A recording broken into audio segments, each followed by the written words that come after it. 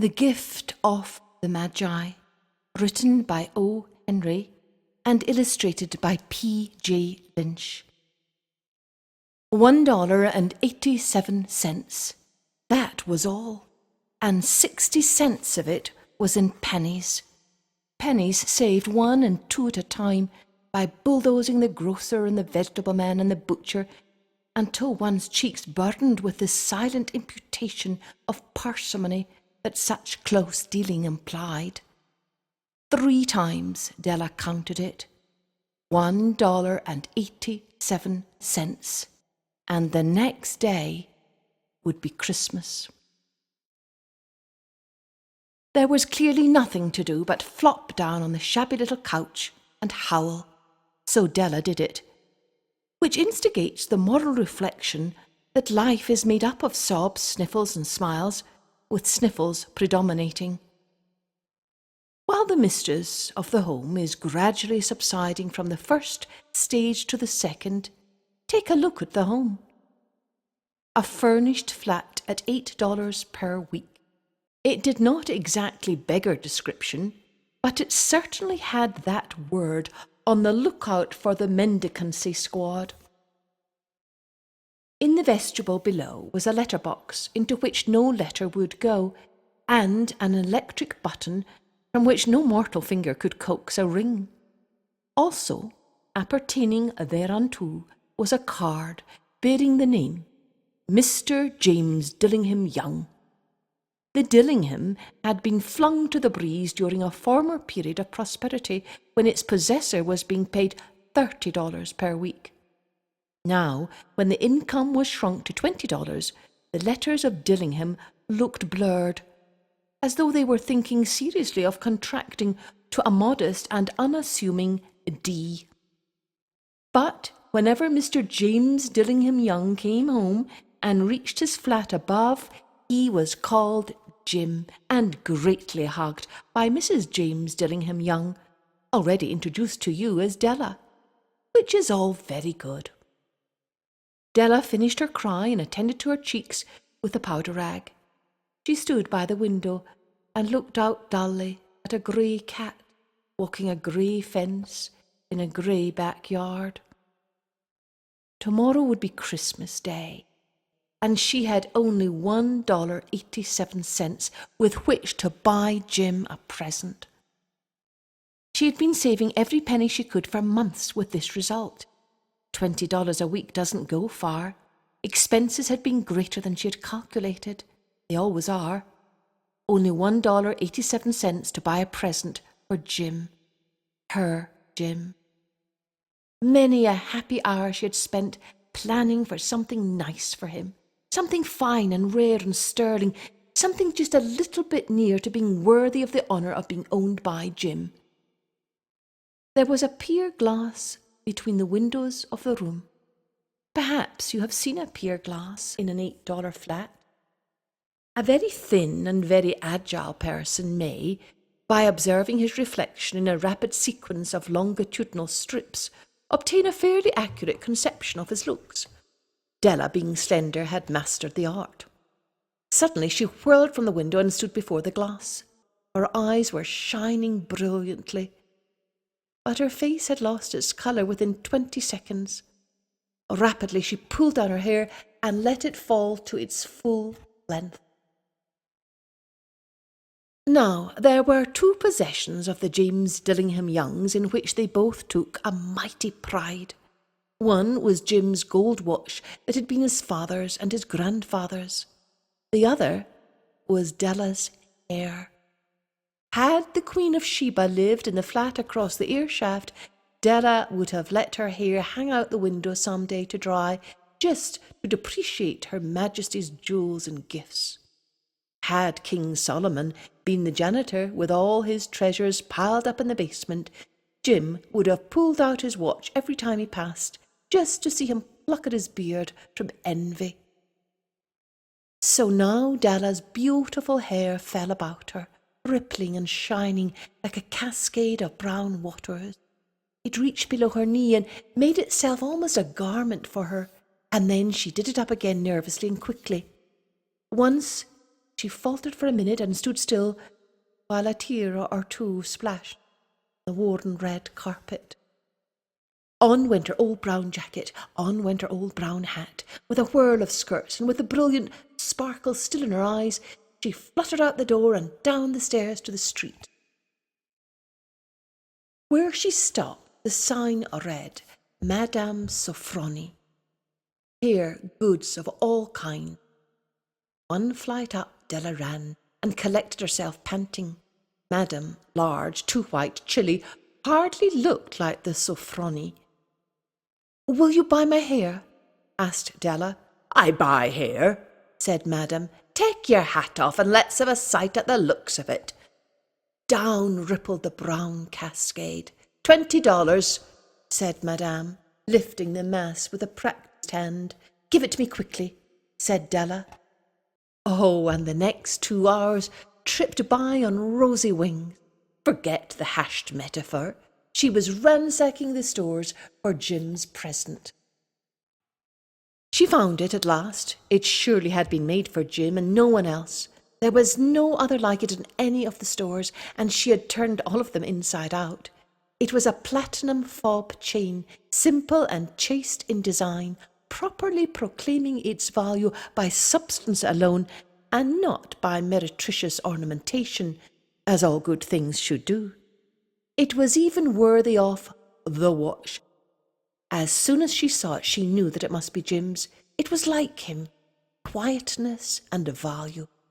The description applied to both. $21 they took from her for it, and she hurried home with 87 cents. With that chain on his watch, Jim might be properly anxious about the time in any company. Grand as the watch was, he sometimes looked at it on the sly on account of the old leather strap that he used in place of a chain. When Della reached home, her intoxication gave way a little to prudence and reason. She got out her curling irons and lighted the gas and went to work repairing the ravages made by generosity added to love, which is always a tremendous task, dear friends, a mammoth task.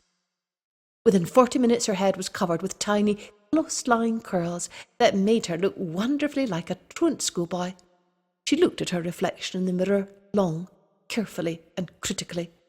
"If Jim doesn't kill me," she said to herself, "before he takes a second look at me, he'll say I look like a Coney Island chorus girl. But what could I do?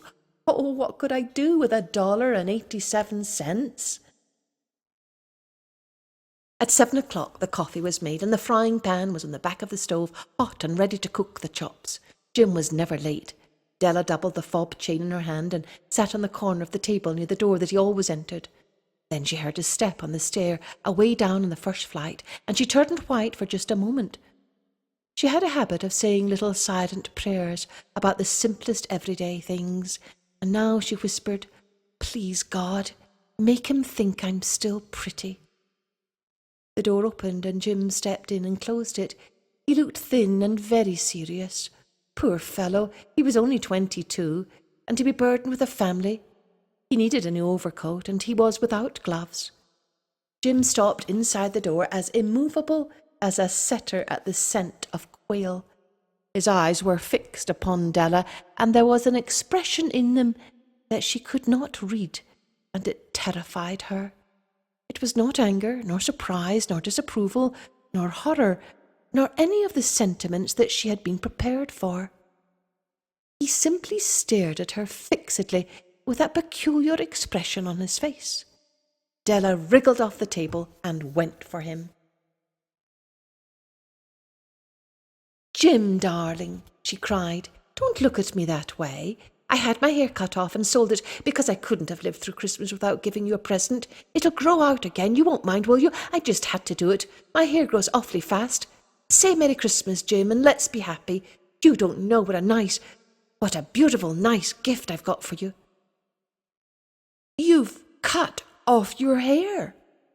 asked Jim laboriously, as if he had not arrived at that patent fact yet, even after the hardest mental labour. "Cut it off and sold it," said Della. "Don't you like me just as well, anyhow? I'm me without my hair, ain't I?" Jim looked about the room curiously. You say your hair is gone, he said, with an air almost of idiocy. You needn't look for it, said Della. It's sold, I tell you, sold and gone too. It's Christmas Eve, boy. Be good to me, for it went for you. Maybe the hairs of my head were numbered, she went on with sudden, serious sweetness. But nobody could ever count my love for you. Shall I put the chops on, Jim? Out of his trance, Jim seemed quickly to wake. He unfolded his Della. For 10 seconds, let us regard with discreet scrutiny some inconsequential object in the other direction. $8 a week, or $1 million a year, what is the difference? A mathematician or a wit would give you the wrong answer. The Magi brought valuable gifts, but that was not among them. This dark assertion will be illuminated later on. Jim drew a package from his overcoat pocket and threw it upon the table. Don't make any mistakes, Del, he said, about me. I don't think there's anything in the way of a haircut or a shave or a shampoo that could make me like my girl any less. But if you'll unwrap that package, you may see why you had me going a while at first. White fingers and nimble tore at the string and paper, and then an ecstatic scream of joy. And then, alas, a quick feminine change to hysterical tears and wails, necessitating the immediate employment of all the comforting powers of the lord of the flat. For there lay the combs, the set of combs side and back that Della had worshipped for long in a Broadway window. Beautiful combs, pure tortoiseshell, with jewelled rims, just the shade to wear in the beautiful vanished hair. They were expensive combs, she knew, and her heart had simply craved and yearned over them without the least hope of possession. And now they were hers. But the tresses that should have adorned the coveted adornments were gone. But she hugged them to her bosom, and at length she was able to look up with dim eyes and a smile and say, "My hair grows so fast, Jim." And then Della leaped up like a little singed cat and cried, "Oh, oh!" Jim had not yet seen his beautiful present. She held it out to him eagerly upon her open palm. Dull, precious metal seemed to flash with the reflection of her bright and ardent spirit. "Isn't it a dandy, Jim? I hunted all over town to find it. You'll have to look at the time 100 times a day now. Give me your watch. I want to see how it looks on it." Instead of obeying, Jim tumbled down on the couch and put his hands under the back of his head and smiled. "Del," said he, "let's put our Christmas presents away and keep 'em a while. They're too nice to use just at present. I sold the watch to get the money to buy your combs, and I suppose you put the chops on."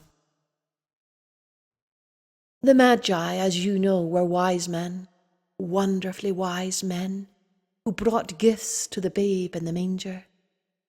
They invented the art of giving Christmas presents. Being wise, their gifts were no doubt wise ones, possibly bearing the privilege of exchange in case of duplication. And here I have lamely related to you the uneventful chronicle of 2 foolish children in a flat who most unwisely sacrificed for each other the greatest treasures of their house. But in a last word to the wise of these days, let it be said that of all who give gifts, these 2 were the wisest. Of all who give and receive gifts, such as they are wisest. Everywhere, they are wisest. They are the Magi.